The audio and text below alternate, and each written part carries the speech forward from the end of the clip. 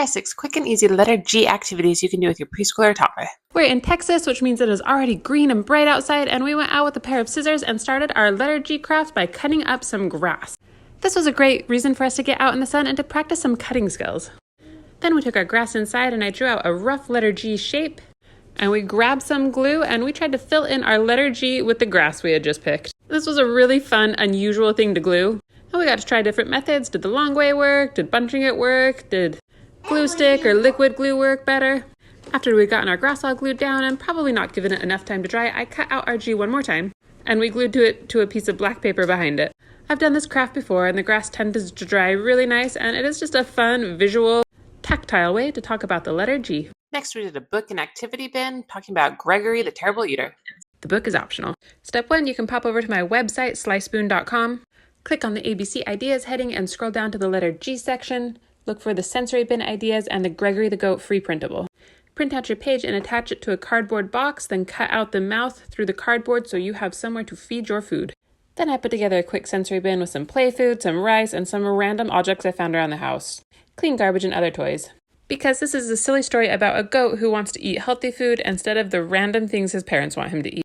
My preschooler then had a lot of fun feeding Gregory the Goat, and we fed him many, many times, both while reading the story and after.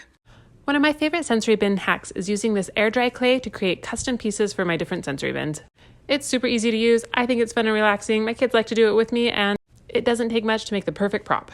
Today I'm making vegetables for a vegetable garden for the book Tops and Bottoms, but they can be used for future sensory bins too.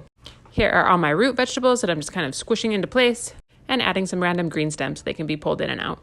To make the leaves, I'm literally just smooshing them with my finger into small bits and then getting clumps of them and putting them onto the potatoes or the beets.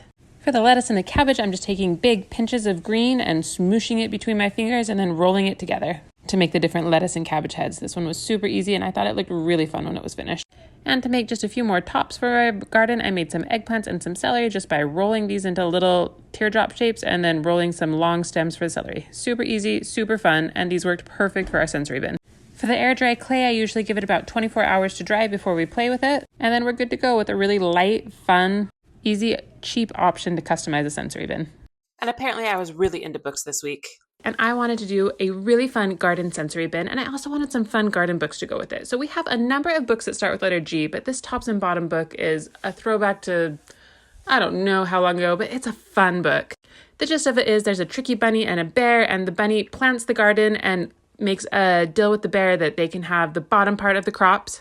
And when the bunny plants the crops, he plants root vegetables and the bear gets the top. And then they swap it up and the bear demands the bottoms of it. And so the bunny plants things that don't have edible roots but have edible tops, and shenanigans ensue. After reading this story, we made our own little garden with these pinto beans containers and some of these fruits and vegetables that I made out of quick drying clay. And my son had a lot of fun planting and pulling these different vegetables out of this makeshift garden. This one is a 10 out of 10 for a cute story and a fun bit. Book Green by Lara Vaccaro-Seguir was absolutely perfect. Page by page, you have different shades of green and these really fun whimsical windows.